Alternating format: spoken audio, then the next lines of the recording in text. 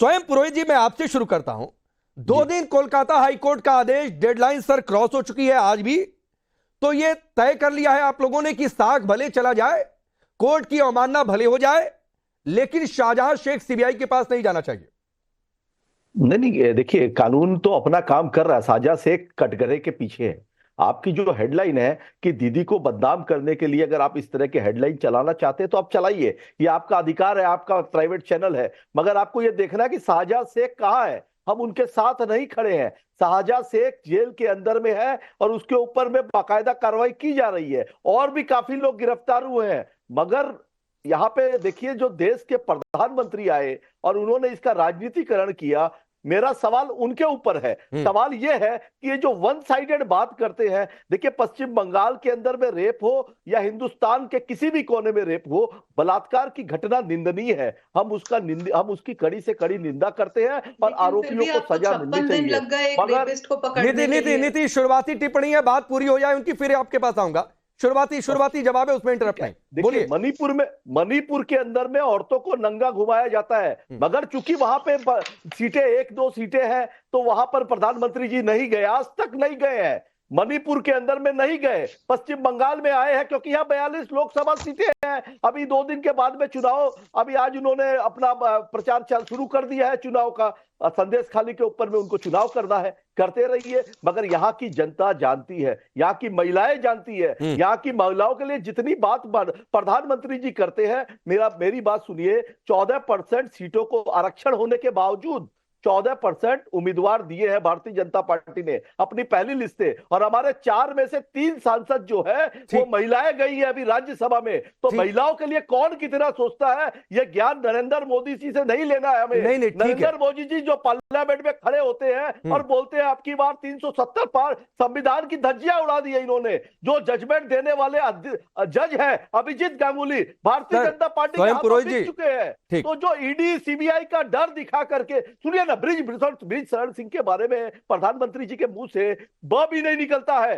वो महिलाओं के बारे में संवेदनशीलता की बात करेंगे, उनको ब्रिजभूषण महिलाएं जो देश की बच्चियां बैठी थी, जो कुछ जिन्होंने हमने देश को हमारा सर विश्व के पटल पर गौरवान्वित किया, उन बच्चियों ने आरोप लगाया कि फलाना व्यक्ति हमारे ऊपर में प्रोटीन के लिए, प्रोटीन पाउडर के लिए। ठीक है स्वयं पुरोहित जी, सर आपने 2 मिनट बोला है उनके बारे में। सर सुनिए ना, आपने 2 मिनट नॉन स्टॉप बोला है। एक मेरा छोटा सा सवाल, फिर नीति जैन आपकी बात का जवाब देंगी।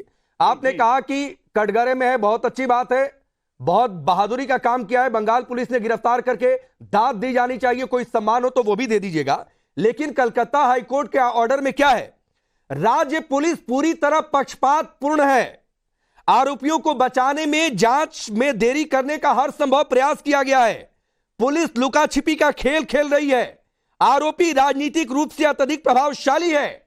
आरोपी ने अभी तक दिखाया है कि वो जांच को प्रभावित करने की स्थिति में है।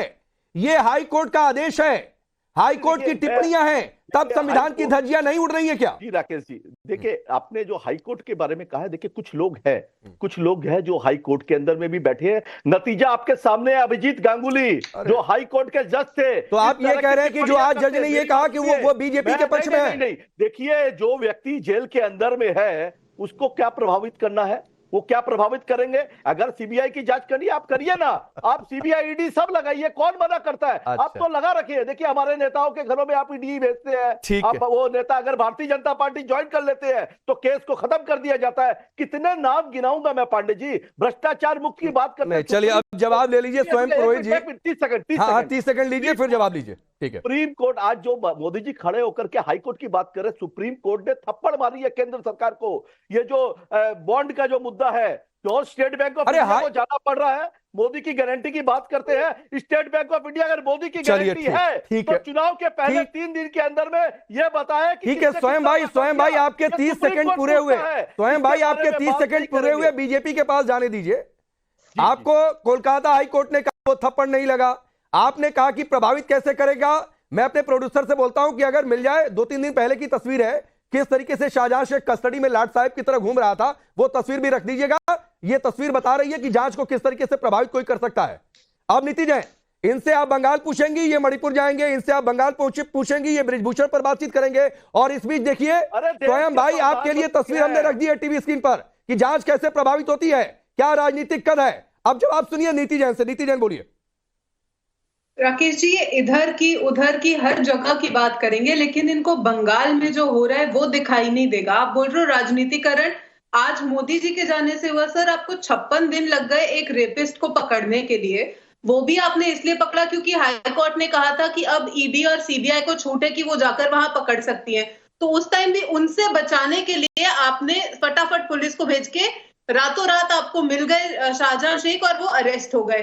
आज हाई कोर्ट बोल रही है कि उनको सीबीआई को सौंप दिया जाए, तो वो आप सौंपने के लिए तैयार नहीं है, उसके लिए आप सुप्रीम कोर्ट जाना चाहते हैं।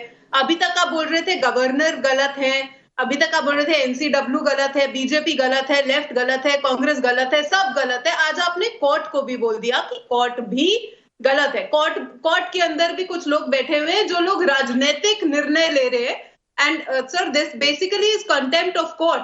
वैसे अगर आप देखें तो जो आपने अभी सेंटेंस बोला है वो कंटेम्प्ट ऑफ कोर्ट माना जाता है, लेकिन यही बाकी रह गया था कि कोर्ट भी गलत है। तीसरी चीज, आप बोल रहे हैं कि मोदी जी के जाने से राजनीतिकरण हुआ है। सर, राजनीतिकरण तो आप कर रहे हैं जब से ये पूरा मुद्दा शुरू हुआ है। ईडी के ऊपर अटैक होता है, आप उस पर कुछ नहीं बोलते। शाहजहां शेख वहां पर घूमे जा रहे अपने ठाठ में, पूरे कस्टडी में, उसके ऊपर आपको कुछ नजर नहीं आता है। तो जो एक्शन आपकी तरफ से मिसिंग है, आप उसके ऊपर जवाब दीजिए ना सर। हमारी सरकार ने विमेन रिजर्वेशन बिल लेकर आया। आप आज 4 सीटें हमको गिनवा रहे हो। रिजर्वेशन बिल मोदी सरकार लेकर आई है। हमारी जितनी पॉलिसीज है सर, 2009 से पेंडिंग था, 2024 पे आया है। ठीक है, 2009 से पेंडिंग, लेकिन विमेन रिजर्वेशन बिल कौन लेकर आए? बेटी बचाओ बेटी पढ़ाओ आप वहां पर लागू नहीं होने देते। उज्ज्वला आप बंगाल में लागू होने नहीं देते।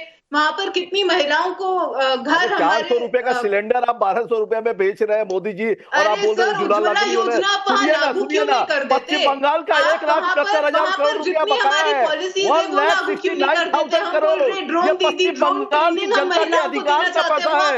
मोदी जी इधर उधर की बात मत करिए। बंगाल आप जो गारंटी की बात करते हैं, डरे हुए मोदी जी है, डरे हुए हैं 2024 में देश की जनता कौन डरा हुआ है वो तो दिख रहा है। 2000 रेपिस्ट को बचाने में पूरी सरकार लगी हुई है। सजा जेल में है, रेपिस्ट और भ्रष्टाचारी की सजा जेल में है। रेपिस्ट और भ्रष्टाचार पर क्या कार्रवाई की गई? कठुआ और उन्नाव में जो हुआ, हाथरस में जो हुआ, बिल्किस बानो के बलात्कारियों के साथ जो हुआ, नीति जैन उनके बारे में मोदी जी ने बोला आपको। अच्छा ठीक है, नीति जैन और स्वयं पुरोहित जी, मैं आप लोगों के पास लौट कर आता हूं। 1 मिनट